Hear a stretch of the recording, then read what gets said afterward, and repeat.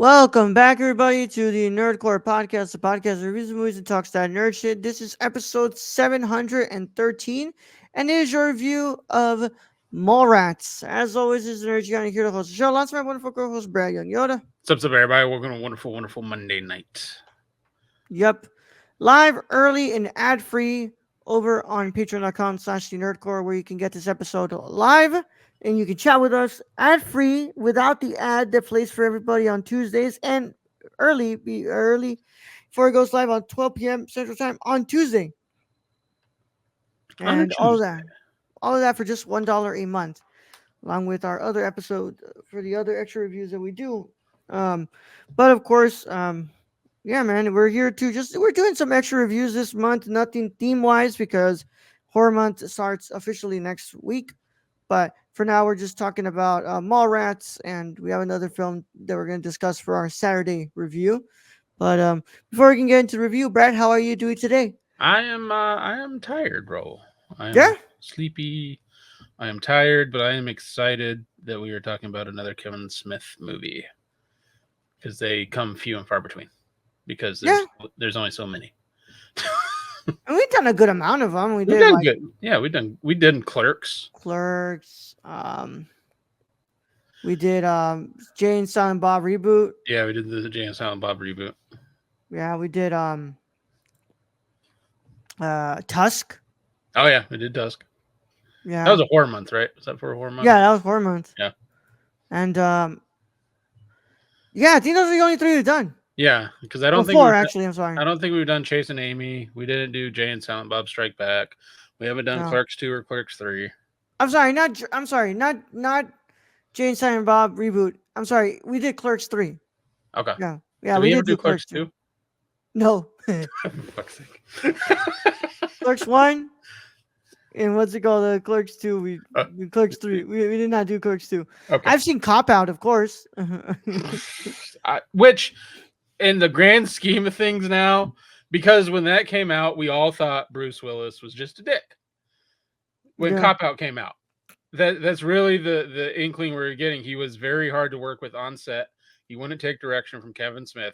That was kind of the feeling we're getting. And then after all this news comes out on what was happening to Bruce Willis, you kind of go like, oh, the signs were there. Because before that, I don't think Bruce Willis was hard to work with ever.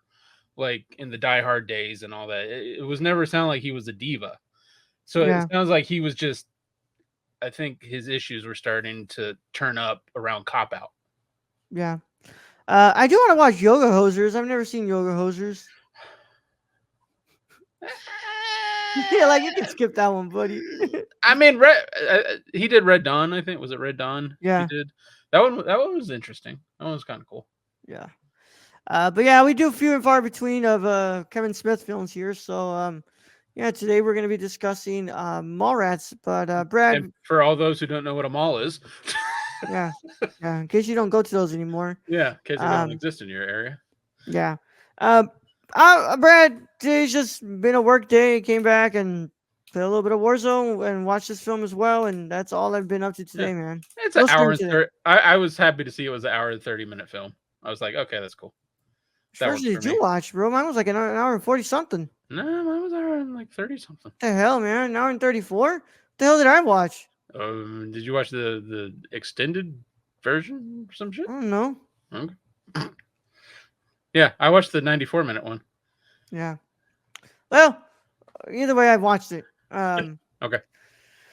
But yeah, man. Nothing else to report, Brad? Nothing much going on here today? Nope. Can't really say. Now, we had a great review yesterday for The Penguin. Yeah. And yeah, thank you guys for the viewership on that. And Lord of the Rings. We did Lord of the Rings. Yep. And great Rings of Power. Sorry, Rings of Power. Lord of the Rings, Rings of Power. Yeah. Which, by the way, had some great viewership. So thank you guys so much for that. But yeah, not much else going on here today, guys. Thinking tomorrow I'm gonna stream, and then Wednesday as well, and then Thursday, Friday, and Saturday I gotta work. So yeah, maybe I might do something on Saturday once again if I watch all my shows and all my reviews are done. We have a review of Evil Dead 2013 on Wednesday. Yeah, but we do that at night. Yeah. Yeah. So Yeah, for the Wednesday for patrons goes. You guys even getting more extra. What's it called? Time with it. Just because this month my schedule is really what's it called? Complicated with the recording schedule, so we have to move stuff around. And now for the rest of this month, I believe extra reviews are on Wednesdays, and we will be doing our watch-alongs for the TV show commentaries on Tuesdays. On a Tuesday. And I might honestly leave them for the last 2 Tuesdays, just because of giving Brad some of that time once Lord of the Rings finishes, so that way he can watch some of those movies during the weekend. So Yeah. yeah, because it would leave Saturday as a day of nothing, that we don't do anything on it. So what's it called? Friday we do Agatha, Saturday nothing, and then Sunday Penguin. So Yeah. yeah. But with that said, Brad, let's just go ahead and talk about this film. So Okay. if you have not watched Mallrats, you should probably get out of here. We care about sports. But if you don't care about sports or you've already seen the film, go ahead and stay. Either way, how it goes is your one and only spoiler warning is in effect in a 5, 4, 3, 2, 1. Today's episode of the Nerd Court is brought to you by SeatGeek. Whether you want to see your favorite band, sports team, or comedian, SeatGeek has you covered. We're proud to be partnering with SeatGeek to offer you $10 off your first order with code TheNerdCourt. That's $10 off your first order at SeatGeek.com with code THENERDCORPS. So take a seat at your next live event with SeatGeek. Thank you. Now let's get back to today's video. All right, Brad, introduce us to Kevin Smith's Mallrats, A Day of Nothing. Now that sounds good. Yeah, Stacy. All right, Ro. Coming and hi, Stacy. Coming from our one and only source, Wikipedia. Mallrats is a 1995 American buddy comedy film written and directed by Kevin Smith and starring Jason Lee, Jeremy London, Shannon Doherty, Claire Forlani, Priscilla Barnes, and Michael Rooker. It is the second film in the View Askew universe following 1994's Clerks. As in the other Askew universe, films, the characters Jay and Silent Bob feature prominently, and characters and events from other films are discussed. Several cast members, including Lee, Ben Affleck, and Joey Lauren Adams, have gone on to work in several other Smith films. Comic book icon Stan Lee appeared, as did Brian O'Halloran, the star of the Smiths' breakout feature, Clerks.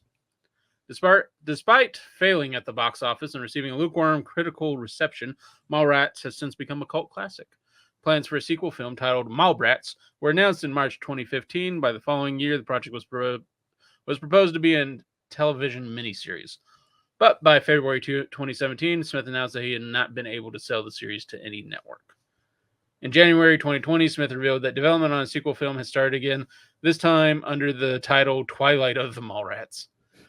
Mallrats has had 3 versions released, with the main version being released amongst an extended version and a theatrical version. The theatrical release has a total of 100 differences between the extended and original version. So you might have watched one of the other 2.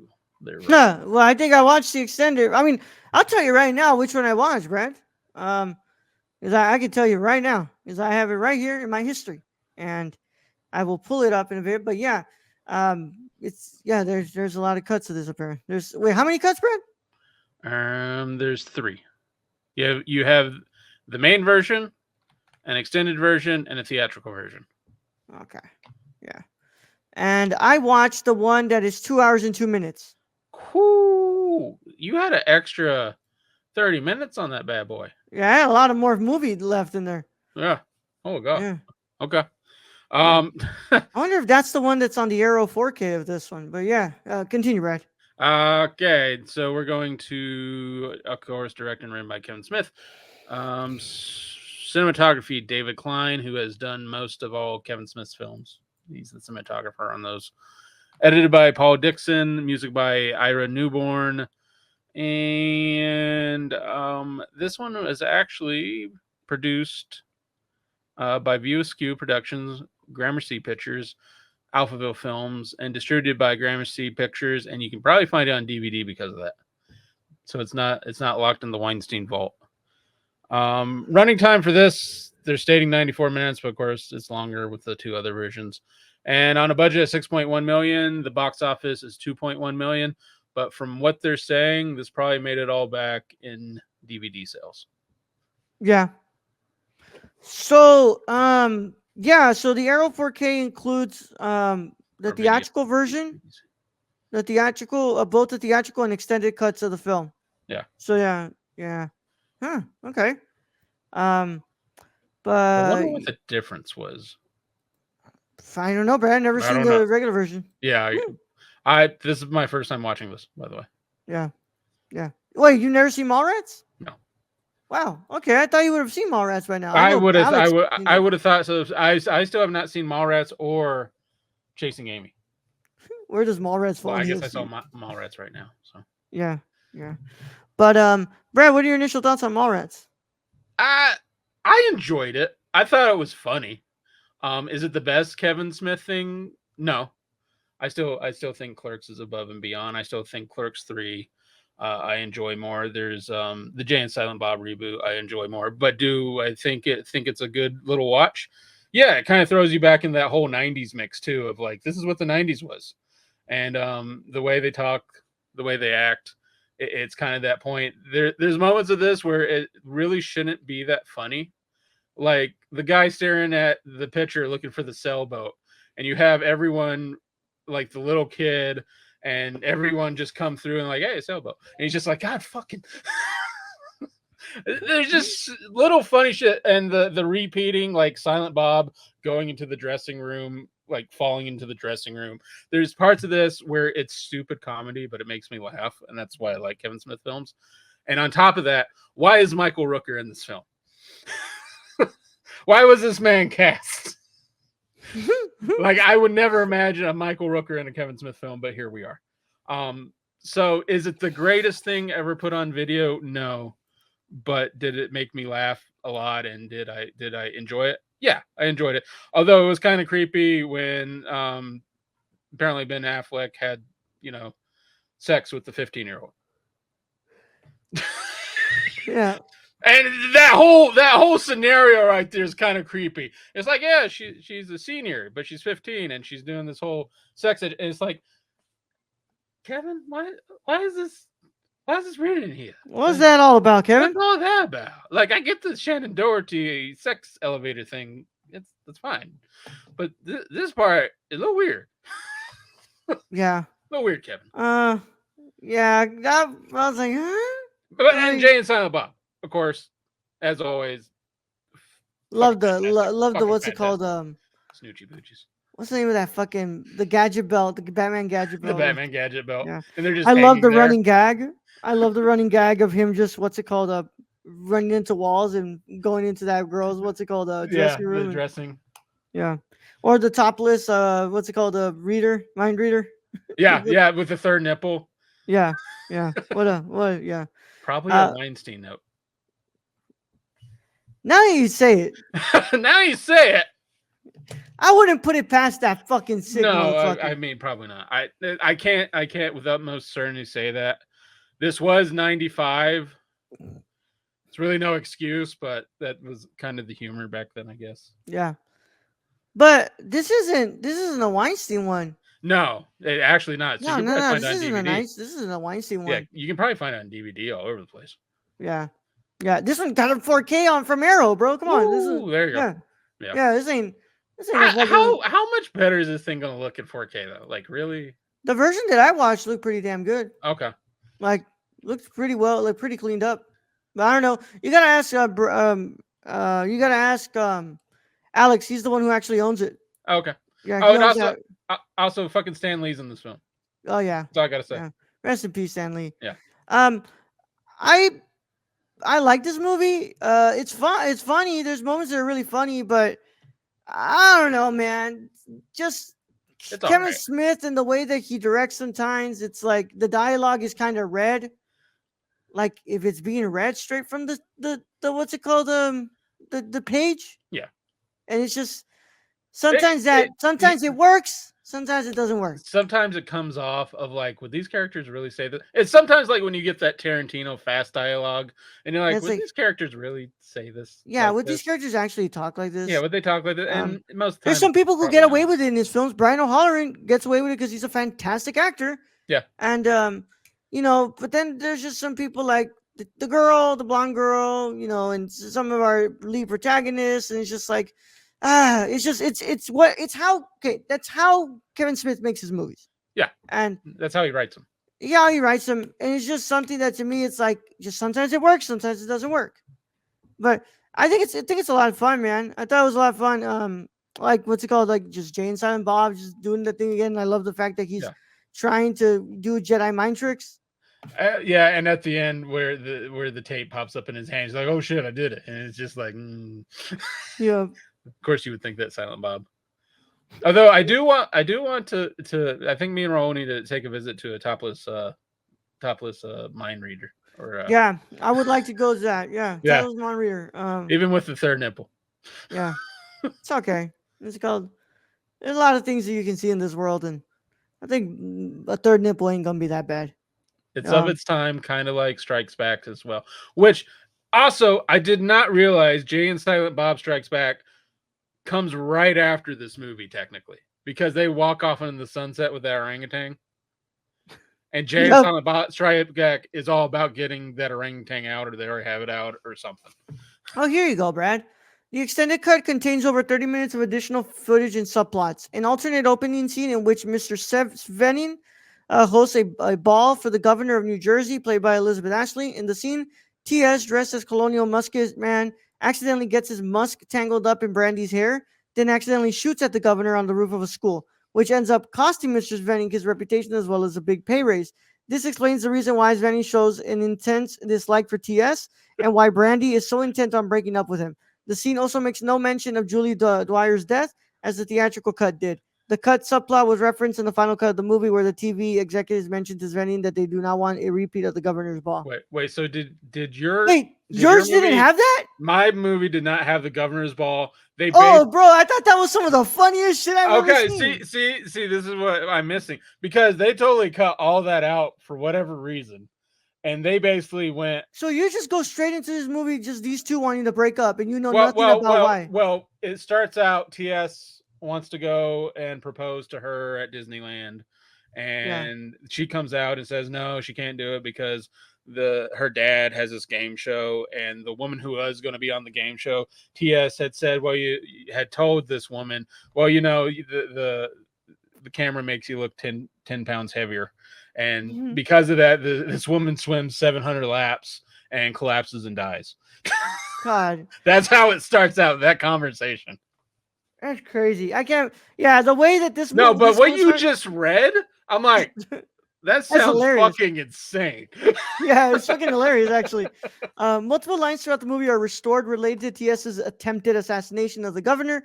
Many of these have wildly different reasons for having seen TS on the news, such as Shannon's claim that he had tried to kidnap the president's daughter. An extended sequence at Brody's house, where TS is hounded by the media as a result of his actions at the governor's ball, includes several TV movie offers. Includes scenes where TS also makes it known to Brandy that he proposed to marry her. A scene in which Brody and TS arrive outside of Mr. Svenning's home so TS can try and reconcile, and during the confusion, thanks to a news crew chasing TS, then interviewing Brody, who then implies Mr. Svenning and Brandy take part in satanic rituals. The news crew records footage of Svenning doing martial arts in a bat towel. Some of the footage of Mr. Svenning was created in the theatrical release into the new intro. You did Yeah, not get yeah. that? No, Yeah, no, they straight I up didn't. just record that guy in his No, asses out and no, everything. yeah, no. They had that at the very beginning. Is they're having this discussion, and she says how her father's all broken up, and the next cut is to him doing karate moves in the bath towel. There's a lot of this, Brad. A shot that shows the quick stop from Clerks, a new subplot of Brody showing intentions of wanting to be on television, which explains his surprise look during his appearance on Truth or Date. The scene with Miss Ivana has several restored lines. An extended arrest scene in which LaForce wants to put Brody and TS into jail for an extended period of time rather than overnight when the pair were initially arrested. An extended fight scene between Brody and Shannon Hamilton, in which Hamilton tells Brody to forget Renee. An extended ram from Mr. Svenning, result of TS letting it slip that he intended to propose to Brandy.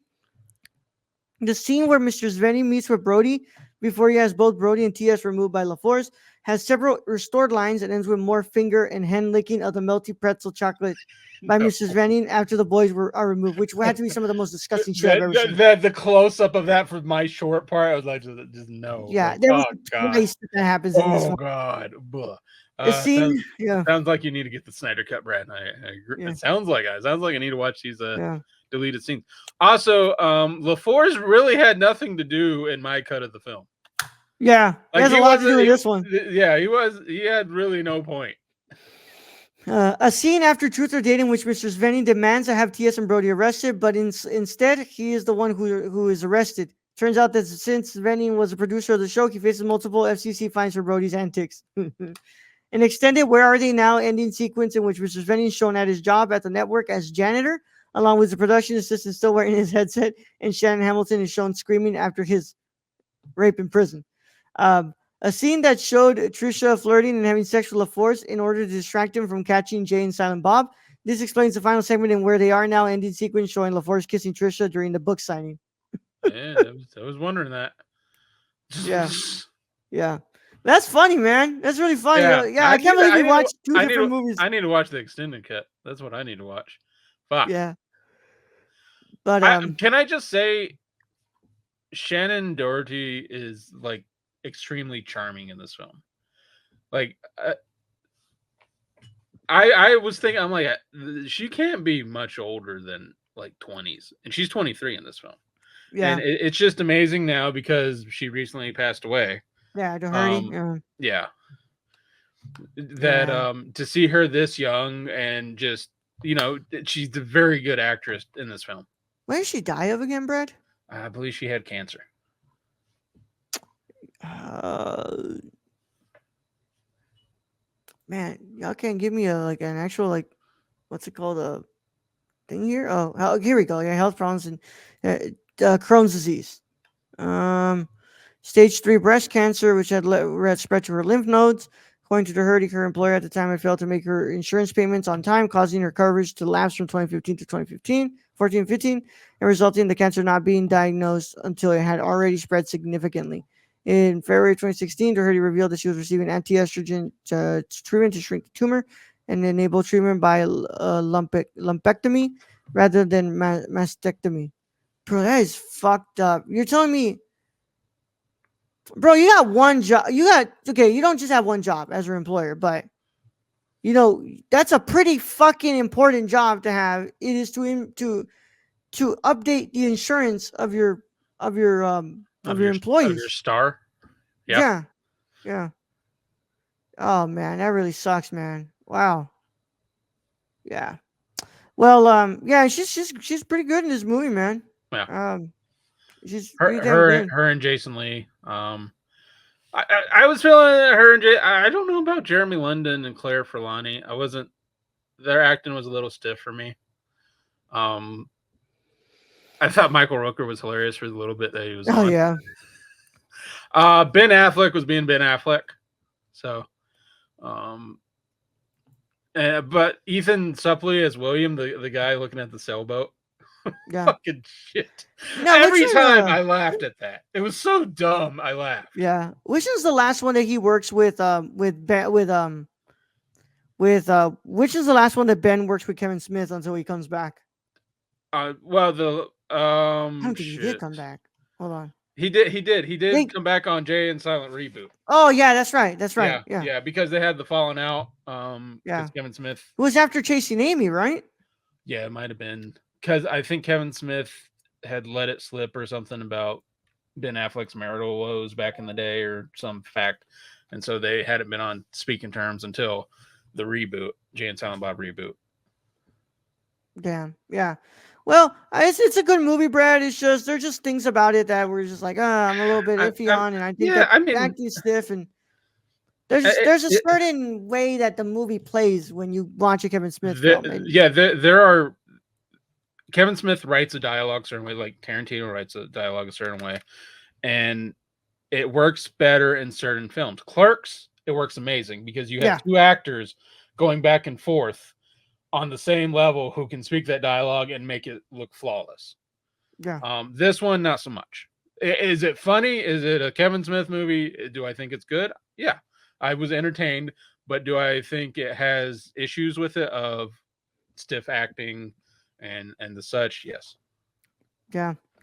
It looks like the last one he did with him was what's it called? Was Jay and Silent Bob Strike Back. I Was think he that in that? is. Yeah. No, he was in the reboot though. Oh no, Clerks 2. Damn, when the fuck Oh, did he they was have a in Clerks 1? Dogma. He was in Dogma. Yeah.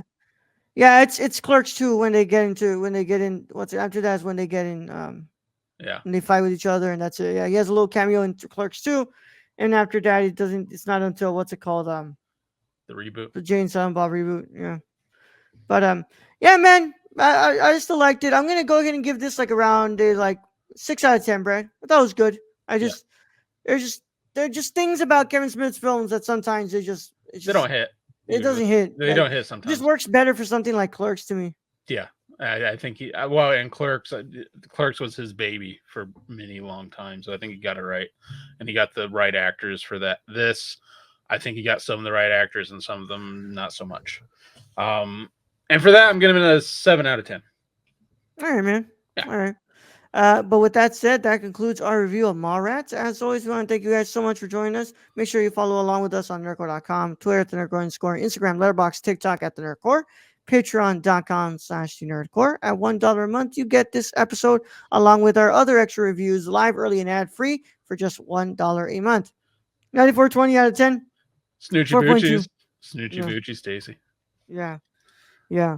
Our Discord link is in the description below, so you can go ahead and check us out there and talk to us about Kevin Smith movies. Tell me if I'm completely wrong, and if you guys just if I hate fun or something, the normal shit that people used on me We for. have not said that in like years. We have People not think said it. Raul hates fun in years. People think it though. They think I don't like fun. Um, But with that said, we also want to thank our wonderful.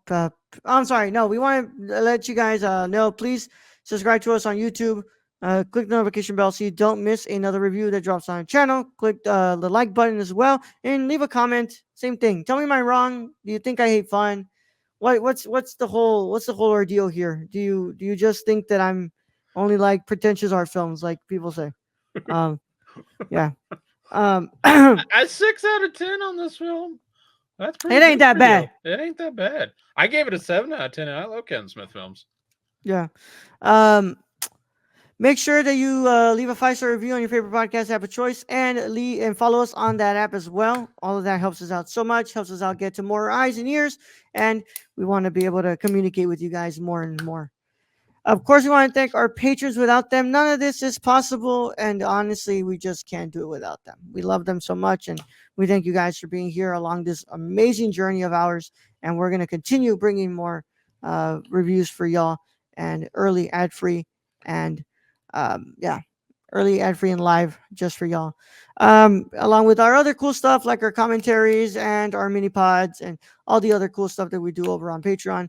Brad, you want to tell them about our executive producer, Shane? You follow our friend Shane at twitch.tv/XSRK or on Twitter at ThriftedIL, or go buy something from the Suppy God at dpop.com/Prison City Vintage. Damn straight. And as always, we'll be back live on Patreon on Wednesday and in what's it called? Public for everybody on Saturday with the ad.